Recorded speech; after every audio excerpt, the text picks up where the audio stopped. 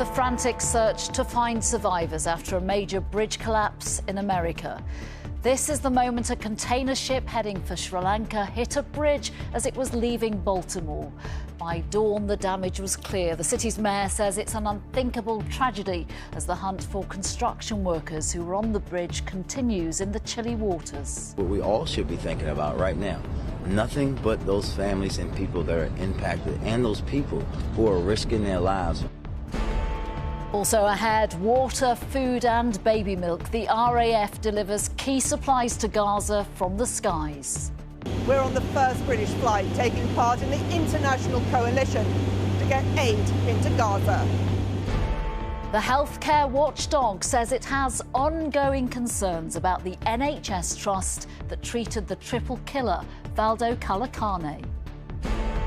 The government minister facing jail if he doesn't hand over key names to an inquiry investigating allegations special forces murdered civilians in Afghanistan. And new pictures of the king as it's confirmed he will attend church on Easter Sunday in his most significant public appearance since his cancer diagnosis.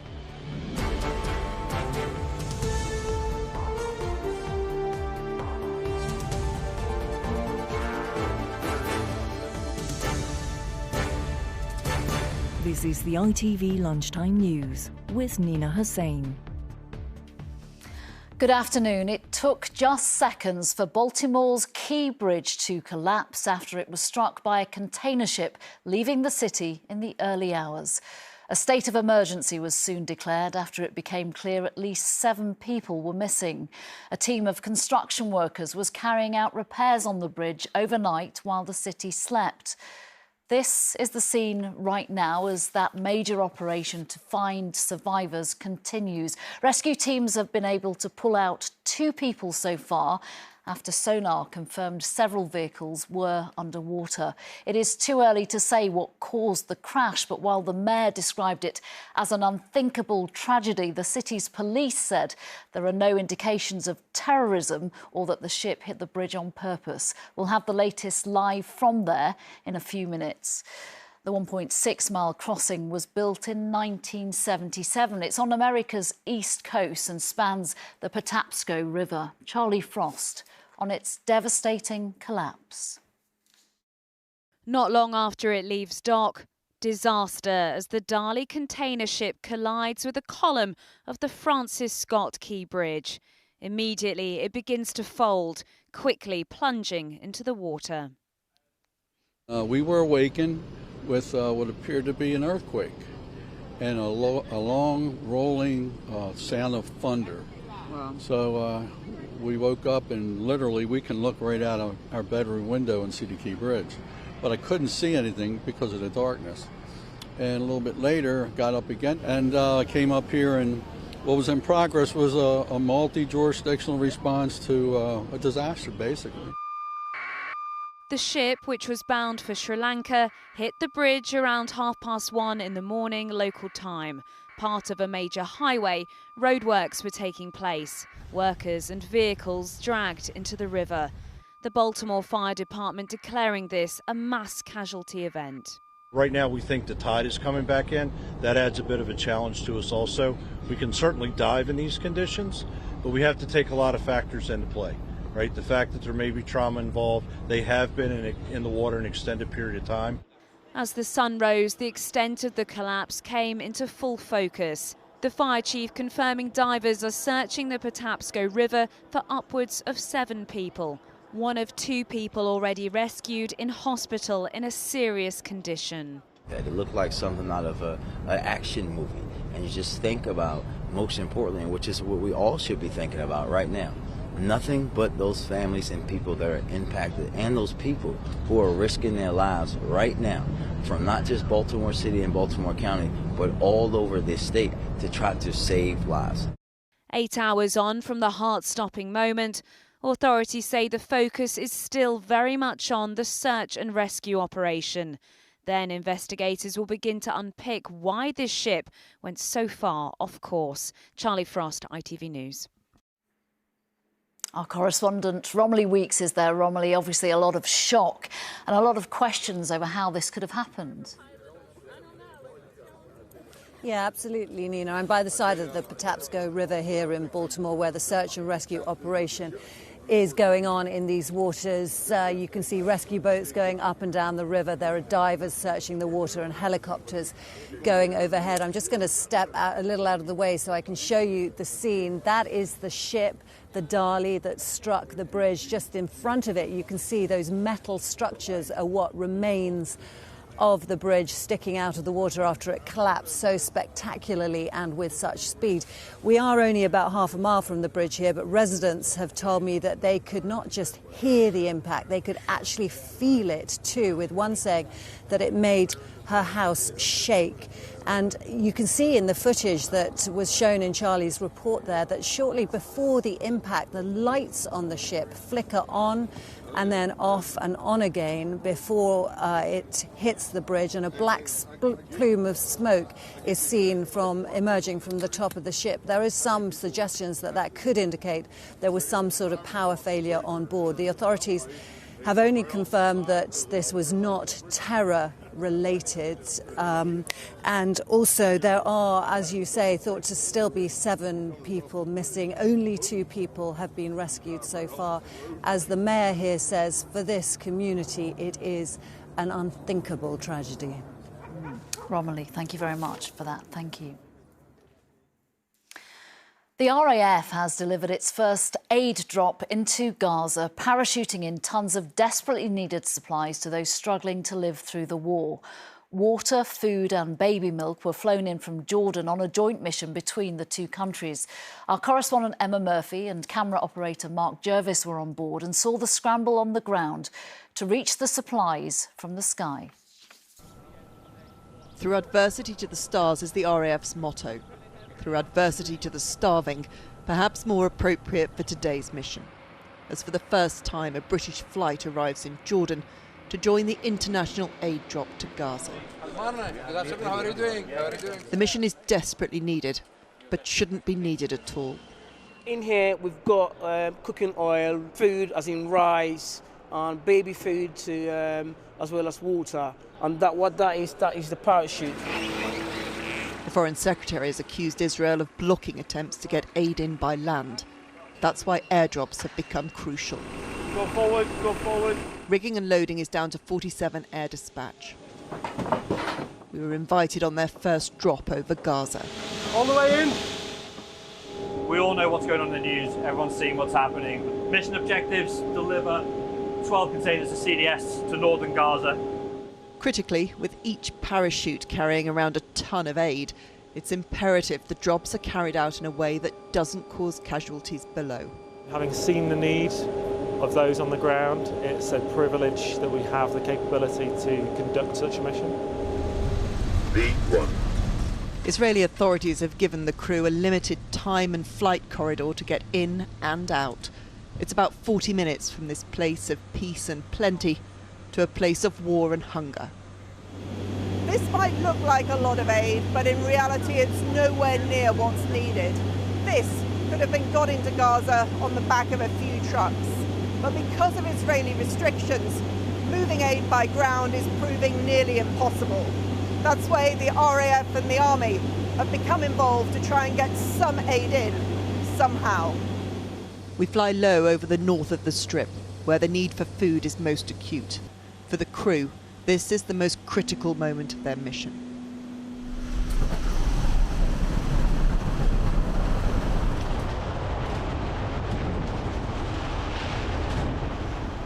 After weeks of preparation, their cargo is gone in seconds. Help, not harm, coming from the skies to those on the ground. It's a really amazing feeling. A lot of hard work and effort went into this, so we're really proud of what we achieved today. The sight of planes packed with aid now causes a frantic scramble in the north. You can see and hear the desperation as people try to grab whatever they can. We risk dying for a can of tuna, this man says. There is such a shortage. The hungry, young and old, scour the streets trying to find where aid is dropped. scavenging to survive however they can in the face of war, a man-made catastrophe. Let's get more now from Emma in Amman in Jordan this lunchtime. Emma, desperate scenes on the ground in Gaza in your report there. But today Hamas is actually calling for an end to those airdrops. Why?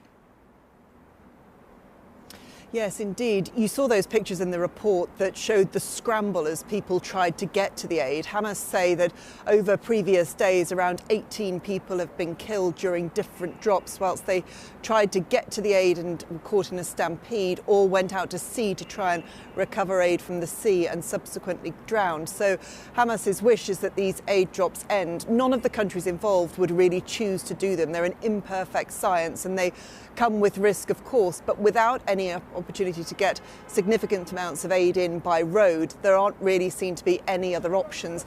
And what struck me during the course of our time with the Army and RAF was just how cautious they are about collateral damage on the ground.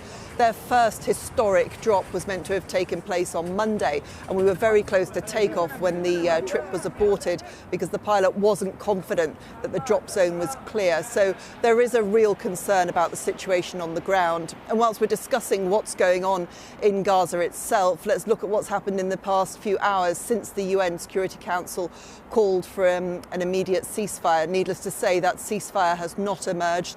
There has been continued fighting and also more deaths, around 80 or so in the past 24 hours as a result of Israeli action on Rafah and other parts of the Gaza Strip. Emma Murphy, thank you very much. Thank you. Russia's spy chief has claimed Ukraine, the US and Britain could have been behind the Moscow concert hall attack, according to state media. That is despite official denials and the so-called Islamic State group claiming responsibility. At least 139 people were killed in the terrorist attack on Friday night. Here, the health watchdog says it still has concerns about patient safety at hospitals run by the Mental Health Trust, where Valdo Calicani was treated before he killed 3 people in the Nottingham attacks. The Care Quality Commission said people struggled to access the care they needed at the Nottinghamshire Healthcare NHS Foundation Trust, putting themselves and potentially members of the public at risk of harm. It concluded this was because of high demand for services and staff shortages. Our Midlands correspondent Ben Chapman has been looking at the findings. Ben, they make for concerning reading for both the victims' families and anyone who lives in the Midlands. Yes, and the mother of one of the students killed in those attacks, Emma Webber, has told me this morning that she finds this report terrifying.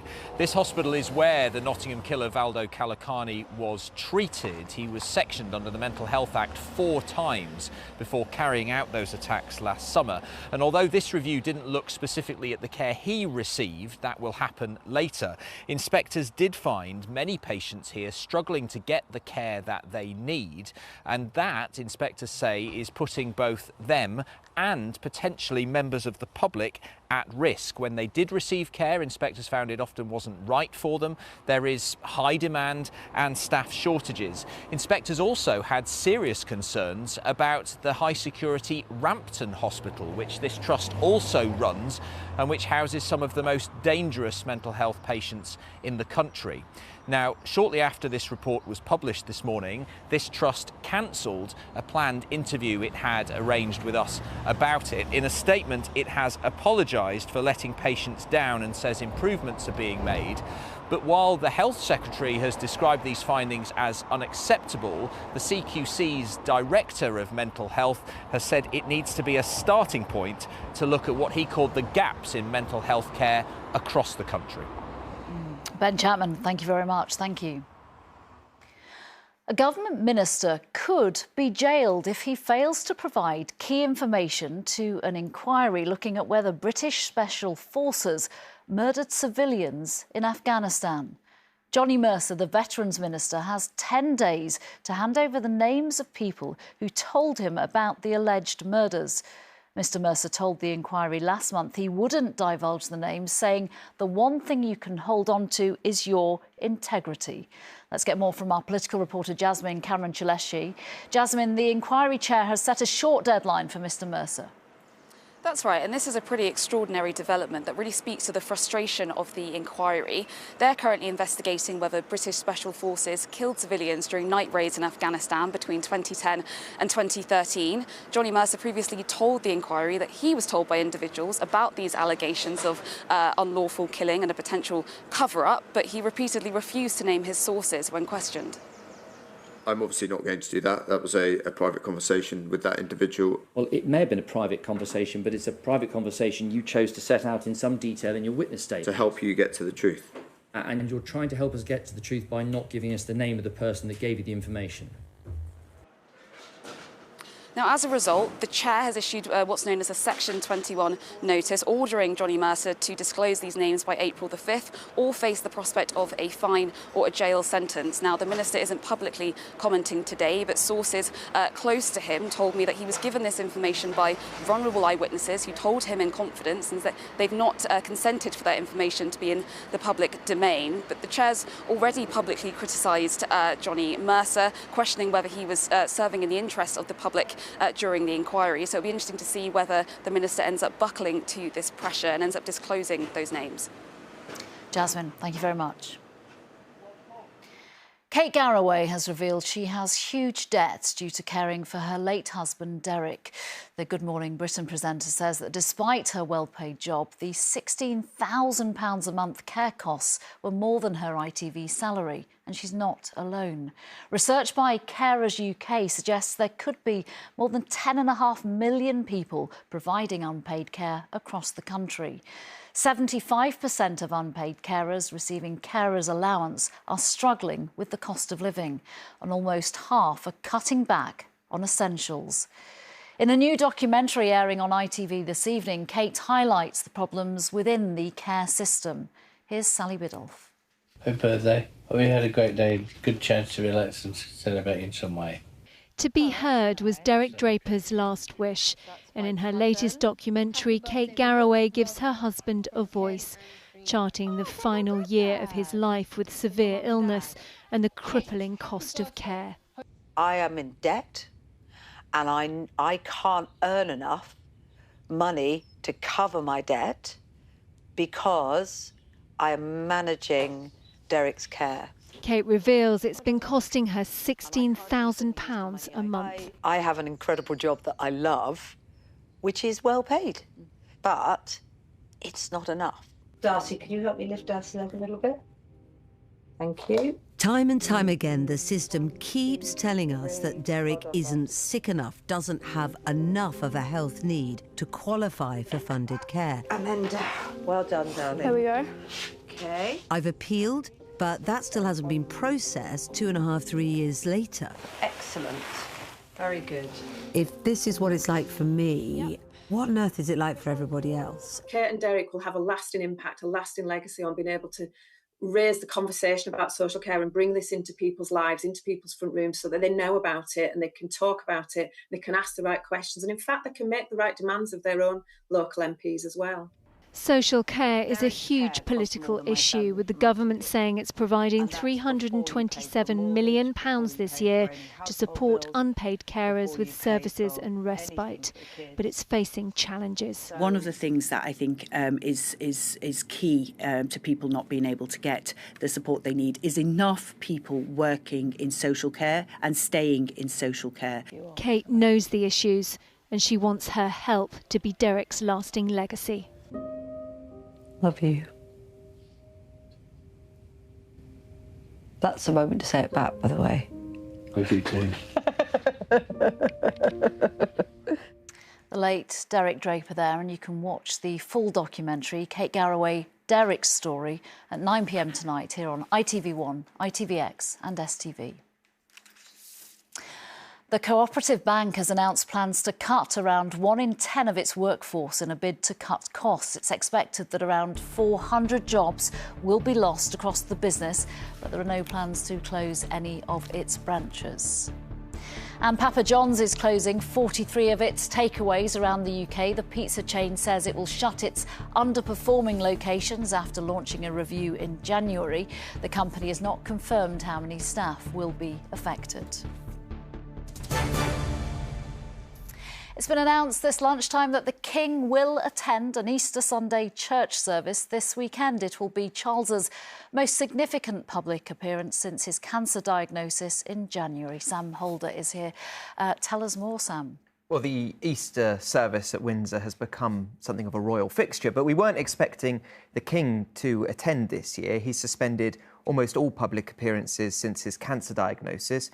We still don't know what type of cancer, but this will be by far the biggest and most significant event that he has attended in months. Today, the Palace also released pictures of the King hosting a multi-faith event at Buckingham Palace.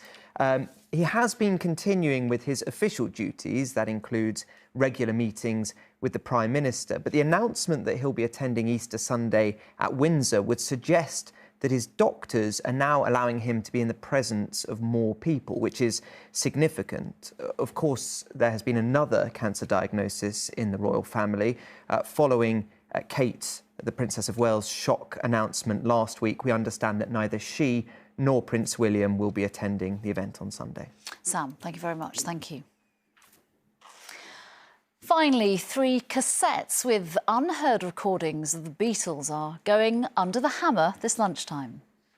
It is our 4th day in Japan.